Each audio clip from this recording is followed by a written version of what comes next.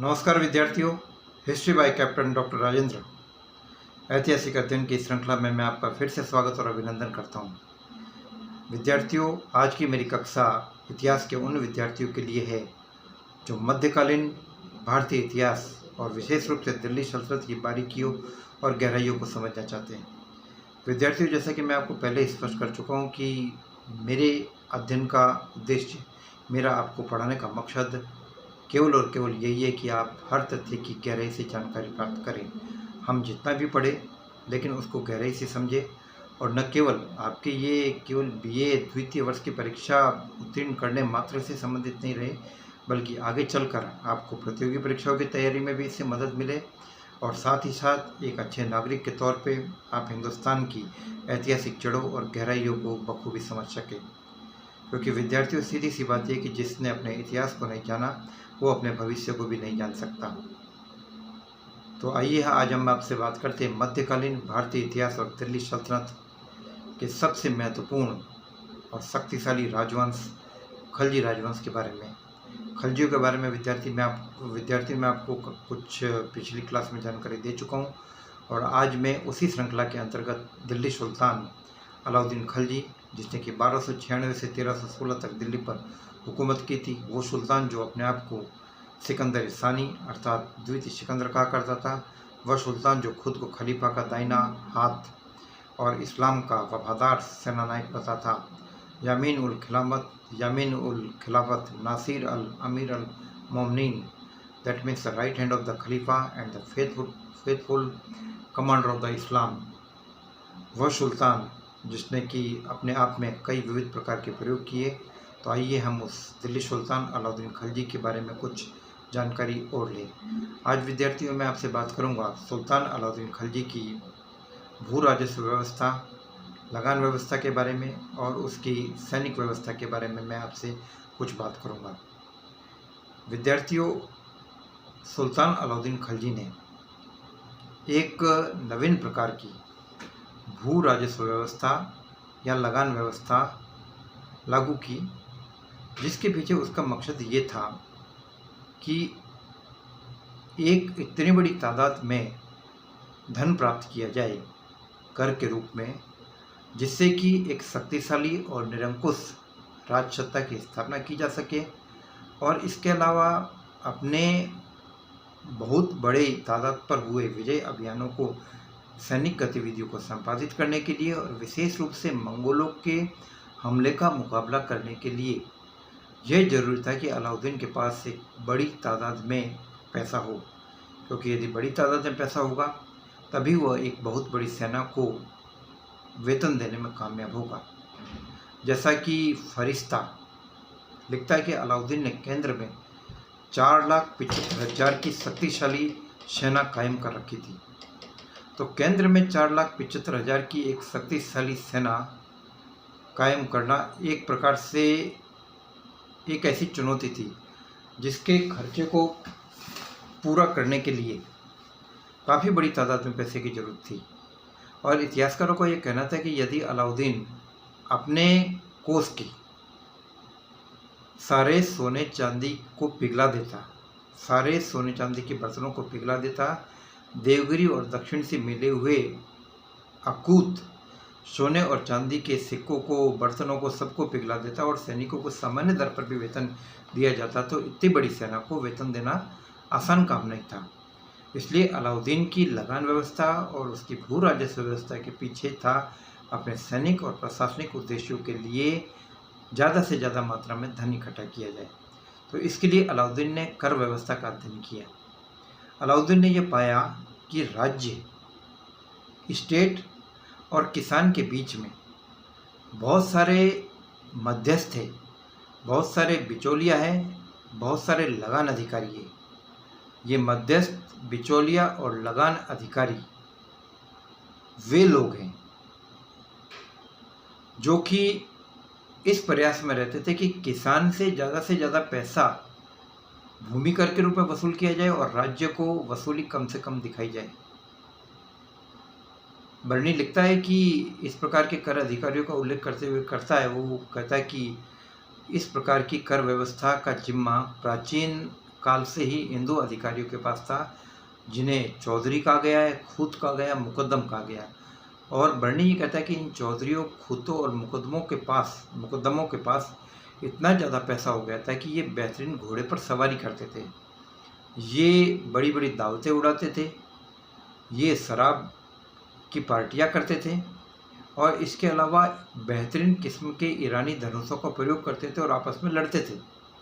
बर्नी का ये कहना था कि इनकी इन गतिविधियों के पीछे जो मुख्य सोर्स था वो था वही पैसा जो कि सुल्तानी खजाने में आना चाहिए था, वो नहीं आ पा रहा था। तो अलाउद्दीन ने अपनी नवीन नीति के द्वारा इन सबको बीच में से हटा दिया।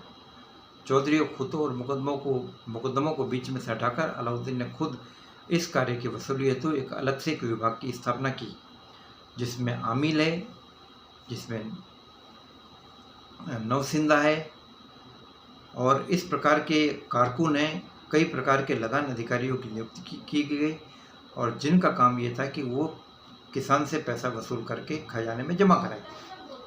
और दूसरी सबसे बड़ी बात ये थी, दूसरी सबसे बड़ी इम्पोर्टेंट बात इसके अंदर ये थी कि ये सारे के सारे लगान अधिकारी सैलरीड थे। अलाउद्दीन ने इन लोगों को वेतन दिया और अलाउद्दीन ने इन लोगों को ये कहा कि यदि इसमें कोई गबन करने की कोशिश की गई तो इसकी बड़ी सज़ा होगी।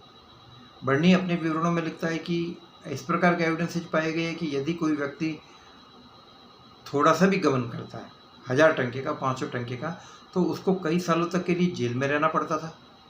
तो अलाउद्दीन की इस व्यवस्था के कारण खजाने के अंदर पर्याप्त मात्रा में पैसा इकट्ठा हुआ।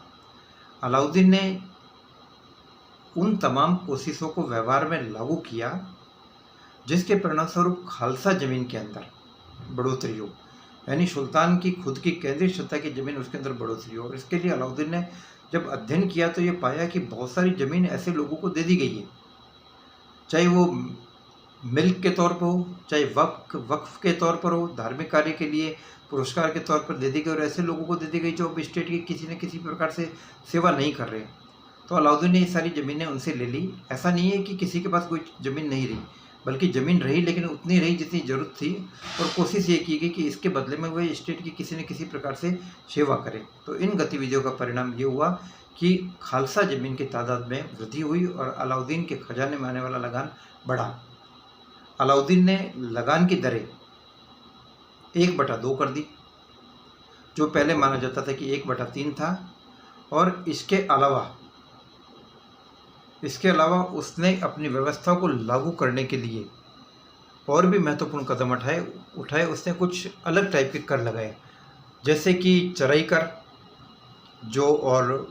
कर जो कि उन पशुओं पर लगाया जाता था जो सरकारी चारागार में चरते थे। तो इस प्रकार की व्यवस्था के द्वारा उसने अपने खजाने को काफ़ी बढ़ने की कोशिश की। और बर्नी ने लिखा है कि जहाँ इससे एक तरफ सुल्तान के कोष में बढ़ोतरी हुई, वही दूसरी तरफ जो पुराने लगान अधिकारी है, खूत है, मुकद्दम है, चौधरी है, उनकी स्थिति काफ़ी दयनीय हो गई। उनसे उनके कर वसूली के अधिकार तो छीने गए, साथ ही साथ उनके ऊपर भी कर लगा दिया गया। और बर्नी लिखता है कि उनकी स्थिति इतनी निर्धन हो गई कि उनकी औरतें मुसलमानों के घरों में काम करने के लिए जाती थी और कोई भी उनके साथ अपनी लड़कियों का विवाह करने को तैयार नहीं था। हालांकि ये अतिशयोक्तिपूर्ण कथन है, लेकिन इसके बावजूद जैसे ये माना जाना चाहिए कि उन लोगों की जो स्थिति पहले काफ़ी बेहतरीन थी, उस स्थिति के अंदर काफ़ी गिरावट आ गई है। तो यह अलाउद्दीन की लगान व्यवस्था और उसकी भू राजस्व व्यवस्था से जुड़े हुए कुछ महत्वपूर्ण तथ्य थे। अब विद्यार्थियों, आइए मैं आपसे बात करता हूँ उसकी सैनिक व्यवस्था के बारे में। अलाउद्दीन खलजी की सैनिक व्यवस्था से संबंधित जानकारी देते हुए इतिहासकार जियाउद्दीन बर्नी ने एक महत्वपूर्ण बात लिखी है। उसने लिखा है कि बादशाह 2 स्तंभों पर निर्भर करती है। एक स्तंभ है प्रशासन या शासन और दूसरा स्तंभ है विजय। तो ये दोनों स्तंभ, प्रशासन या शासन और विजय, ये दोनों स्तंभ ऐसे हैं जिनकी क्रियान्विति डिपेंड करती है सेना के ऊपर। तो उसने लिखा है कि सेना ही बादशाह है और बादशाह ही सेना है, ये दोनों एक दूसरे के पूरक है। तो अलाउद्दीन खलजी ने अपने विजय अभियानों को पूरा करने के लिए अपने दक्षिण अभियान, अपने उत्तर भारतीय अभियान और मंगोलों के खिलाफ सफल हमलों का मुकाबला करने के लिए उसने 4,75,000 की शक्तिशाली सेना केंद्र के ऊपर रखी। यह सेना पूरी तरीके से अनुशासित थी। उसने सैनिकों का हुलिया रखने का सिस्टम भी चालू किया और घोड़े को दगवाने की प्रथा भी चालू की। सैनिकों की भर्ती के लिए बाकायदा आरएचजी मुमलिक के जरिए भर्ती होती थी और सैनिकों को इससे पहले जो लगान वेतन के तौर पे जो भूमि दी जाती थी, भूमि का सिस्टम खत्म कर दिया गया। अब सैनिक को नगद वेतन दिया जाता था। वो सैनिक जिसके पास एक घोड़ा होता था उसको 234 टन का वेतन दिया जाता था और जिसके पास 2 घोड़े होते थे उसको 378 टन के आसपास का वेतन दिए जाने का प्रावधान था। तो सैनिक की जगह कोई दूसरा नहीं आ जाए, इसके लिए सैनिकों का रिकॉर्ड रखना चालू रखा गया और घोड़ों को भी दागा जाना चालू किया गया ताकि पूरी तरीके से सेना के अंदर एक अनुशासन कायम रह सके। तो 4,75,000 की इतनी बड़ी केंद्र में रखी जाने वाली सेना को वेतन देने के लिए काफ़ी पैसे की जरूरत थी। इसके लिए उसने व्यवस्था में काफ़ी सुधार भी किए और अलाउद्दीन किस्मत वाला व्यक्ति था, सौभाग्यशाली व्यक्ति था कि उसको कई बेहतरीन किस्म के सैनिक अधिकारी मिले और बेहतरीन प्रशासनिक अधिकारी मिले जो उसकी लगान व्यवस्था को और उसकी सैनिक व्यवस्था को बेहतरीन तरीके से लागू करने में उसकी मदद कर रहे थे। उसके पास उसका भाई अलमास बेग जो उलुग खान के नाम से जाना जाता था, नुसरत खान जलसेरी जो नसरत के नाम से जाना जाता था, नुसरत जलसेरी, मलिक संजर जो यूसुफ खान के नाम से जाना जाता था। इसके अलावा जफ़र खान नाम का एक महत्वपूर्ण सेनानायक उसके पास और था। प्रशासनिक क्षेत्र में ख्वाजा खतीब, मलिक ताजुद्दीन काफूरी, दिल्ली का कोतवाल अलाउल मुल्क और मलिक ऐनुल मुल्क मुल्तानी जैसे एक वफादार साथियों की टीम उसके पास थी जिसने उसकी लगान व्यवस्था को और उसकी बाजार व्यवस्था को काफ़ी बेहतरीन तरीके से लागू किया।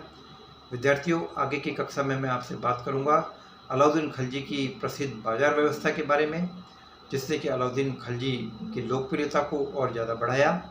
और मानिए विद्यार्थियों, इसमें कोई संदेह नहीं होना चाहिए कि 20 साल तक दिल्ली और उसके आसपास के क्षेत्रों में वस्तुओं के भाव न केवल कम रखना बल्कि सबसे बड़ी बात है कि स्थिर रखना एक बहुत बड़ी चुनौती थी।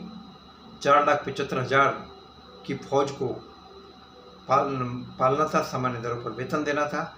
तो उस व्यवस्था को किस तरीके से लागू किया गया, इस व्यवस्था के बारे में मैं आपको आगामी कक्षा में विस्तार से चर्चा करूंगा। जय भारत, जय हिंद।